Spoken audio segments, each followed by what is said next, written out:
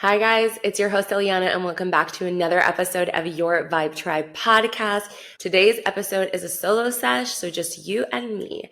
But before we get into today's episode, I did just want to take a moment to thank you guys for listening. It really does mean the world to me. Thank you to every person that tunes in week after week and supports this podcast. Again, your support is what will help this platform and this podcast grow. And I am so grateful for each of you and your support. If you haven't already, I'd love for you to take a moment and rate the show wherever you listen. Also, if you're not following the show, make sure to follow and subscribe. That way you never miss another episode. All right, let's get into this week's episode. I wanted to talk today about how we create our own stress.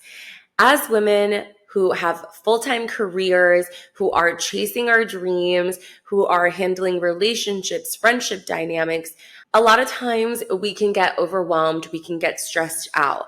But what I want to talk about today is how to separate the stress that we are creating ourselves. I have been a victim of this many of times, and I want to give you guys actual tips and I want to bring some awareness around this topic because I think a lot of times, especially as women, we can create a lot of our own stress. But if we can bring more awareness onto how we handle stress, how we cope with it, how we manage it, and how we can actually handle it better, this will be a game changer for you because it has helped me so much. Being more self-aware and changing my perspective and my mindset around my stress has completely changed how I handle stress, and it's made my life just overall so much easier, so much lighter, and I have more space and energy to focus on the things that fill up my cup and ignite happiness in my soul, like this podcast. First, I want to talk about how much of the stress that we bring into our lives we're actually creating on our own. And I want to use the prime example of work, right? Most of us listening to this podcast have a 9-to-5 job or some way of making income, whether that's your own business or maybe you're still working in a corporate job like me, 9 to 5. I am a very type A person. And I think if you're listening to a mindset podcast and a mindset show like your Vibe Tribe, you're probably also a type A person, or you're someone that's trying to improve and trying to be the best version of themselves. So people like us are typically really hard on ourselves, right? We're always wanting to achieve more. We're always wanting to do better. We're always wanting to be the best at what we do. With that being said, it can get very toxic very quick. I want to give an example of how I realized finally that a lot of the stress that I was creating on myself came from me. I had a job. This is like my second job after graduating college, and it was a sales job. I had to do door-to-door sales, which is really hard. I am not really someone that is passionate about sales. I'm very just like real and honest. If I don't really believe in what I'm selling, it's going to be so hard. I'm just very like realistic. I don't really embellish things. I'm a very like realistic person. So that's kind of a hard personality for someone to get into sales because salespeople, you do kind of have to like embellish a little bit and make things more like awesome than they really are to get that person to buy into what you're offering, right? So this job, I had to do door-to-door sales. I was selling office supplies. It was, tough as a woman going into each of these businesses and trying to get their business. It's so uncomfortable. We had metrics that they would give us that we would have to open up. I think it was like 10 accounts a week, something like that. So that's like 2 accounts a day. And obviously if you're going into like 15, 20 businesses, the chances that you're going to get 2 accounts is a good percentage, right? Like that's not super difficult to do. Sometimes you have bad days, but if you're very consistent with it and you're really putting in the effort, like you can do that. But I remember I just hated the job so much. It was so hard for me to do that. I didn't like it. It was so uncomfortable for me. And I also was like putting it in my mind that I'm like, I have to be the number one. 2 accounts is just like not good enough. I need to do more. And I was like putting more pressure on myself to do to be the best at something that I didn't even really care about. And listen, if this is like your only source of income and, your main job, of course, you should be putting that kind of pressure to like be good at what you do and put in the effort. But at some point, it stops being productive to what you're doing. Because if you're putting so much pressure and stress on yourself that it ends up inhibiting your mindset, your state of mind, and how much effort you can actually put into something, it's counterproductive. Problem with the job wasn't the job. The problem was me. I had a really hard time coping with the stress of production, right? It's a production job, it's a sales job. You have to meet weekly metrics, you have to meet weekly targets. And even when I was hitting those metrics, I didn't ever feel like it was good enough. And so what would end up happening is that I would do really, really well. And even though I was performing, I would create this anxiety and this stress around not performing maybe the next month as well as I was doing this month.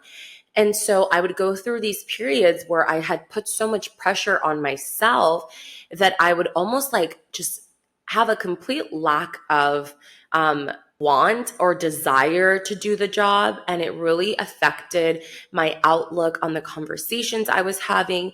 It just really created this like negative attitude that I had going into this job every day. And it really affected the type of employee that I was. It started to affect how I treated my coworkers.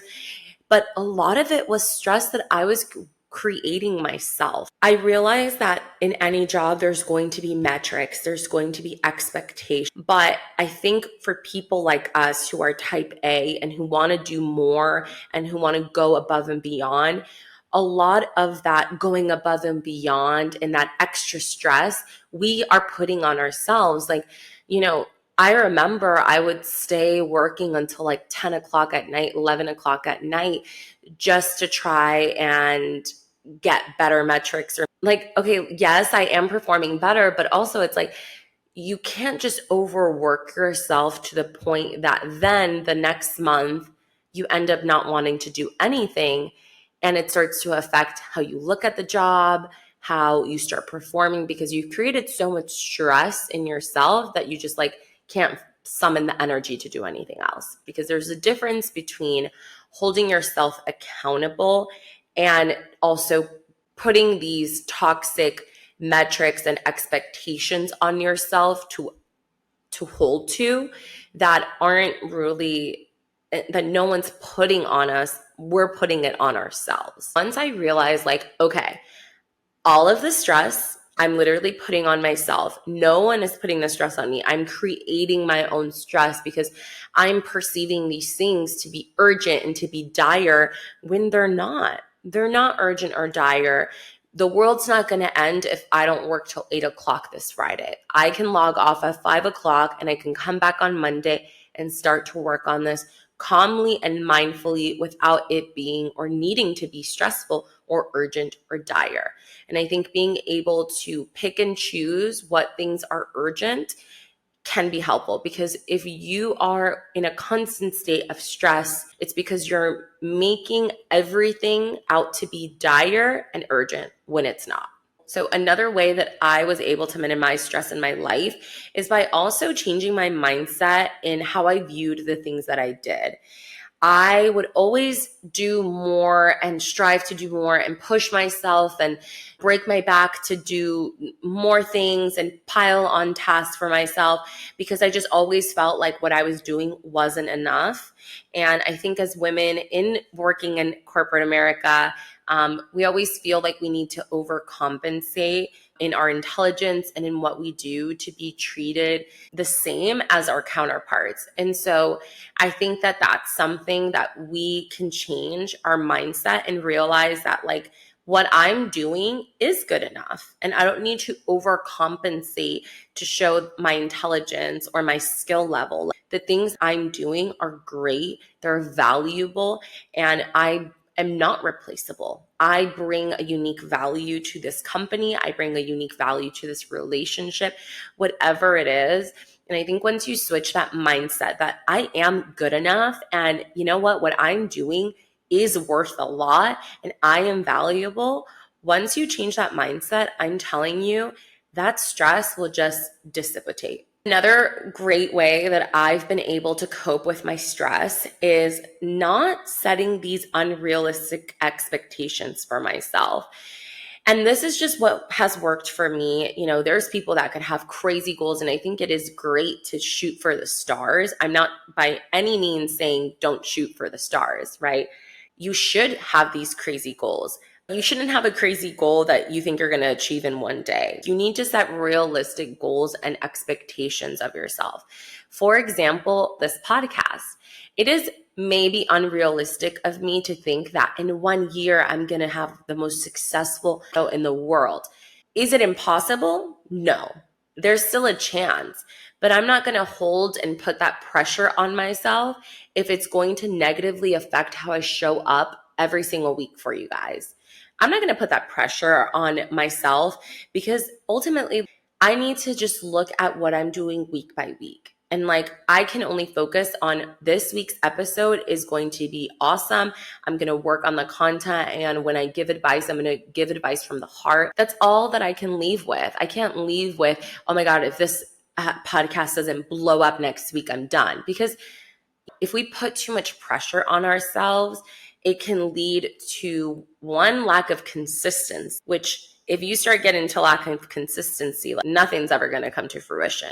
And I think I see a lot of people battle with that, where it's like you put this insane pressure on yourself, whether it's at work, whether it's in your relationship, whether it's, you know, in your projects that you're working on. And then it gets to the point where you just kind of feel so overwhelmed that you don't want to do anything. So I think being super mindful on those expectations we're placing on ourselves every single day, every single week, you will be able to minimize a lot of the stress that you're creating for yourself. And the most important thing that I always say is that you need to be very self-aware. Everything that you do, you should be checking in with yourselves. And when you notice these trends or triggers or things that you're doing causing me stress, you need to nip it in the bud. So I urge you that when you see stress start to arise in your life, start to check in with yourself. Maybe that's journaling, maybe that's meditating, maybe that's just sitting with your own thoughts outside, drinking your cup of coffee in the morning. Check in with yourself and ask yourself, like, okay, what's been going on in my life recently that's causing us all this stress? Like, you know, wait a second. Why am I so stressed out at work? And then you sit down and you think, and you're like, oh my God, like I'm literally creating this stress myself. Like, why am I putting on this pressure? Like, it's not just on me to rescue this company, right? Or like take this company to the next level. It's not just all on me. I can do I can do my best every single day, but all the work and all that pressure doesn't just rest on my shoulders, and I can't put that on myself. And I urge you, if anyone's going through that situation, maybe with a friend, maybe your friend's going through a hard time or a family member, you have to realize ultimately you can't put all the stress or pressure or problems to solve of other people on yourself because you're only human. You can only do the things that you can do every single day, and you have to be mindful. So if you're going through a stressful situation, make sure you're checking in with yourself and trying to figure out what your triggers are, what you're doing, and your role in your own stress. A few last minute tips that have helped me manage my stress is also making sure that I check in on those negative thoughts that I have. Those negative thoughts of I'm not good enough, the negative thoughts of it's all up to me and you're not meeting expectations. Challenge those thoughts. The minute you get those negative thoughts, tell yourself and remind yourself, like, that's not true. And you're putting that on yourself. I do that all the time. I'm all the time, every single time, because I'm being aware. Whenever I hear a negative thought, I quickly check myself and I remind myself that those thoughts are not in fact true and they're not actually happening. And it's really, really helped me change my mindset, and it's really helped minimize stress overall in my life. Also, even if you're having these negative thoughts, and mind you, I've been in this retrospective self-awareness journey for many years, the negative thoughts are still going to come. I've literally, and I hope some of you can relate to this. Sometimes I'm like driving by myself and I'll have like a dark thought and I'm like, whoa, that was dark. But I tell myself right away, I'm like, that's not true. And I move on. I don't dwell in the negative thoughts. I check them. I tell them that's not true. I check the thought and then I move on. Just because you've had a little dark moment, a dark thought, we do not need to dwell on them. We need to dismiss it and then carry on. All right, guys, that is this week's episode. Hopefully you found it helpful. If you enjoyed this episode and you're enjoying the content that we're putting out, please like and share our content on social media. It really helps us grow. And if you're listening on Spotify, Apple Podcasts, YouTube, wherever you listen to this podcast, please share it with your family, share it with your friends, share it with your network. That is truly the only way that this podcast will grow.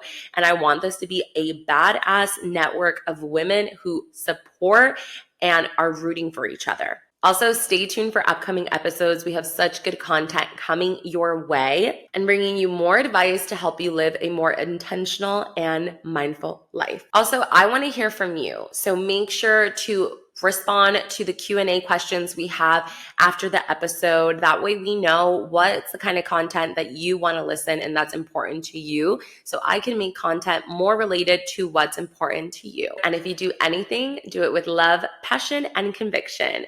See you guys next week. Bye.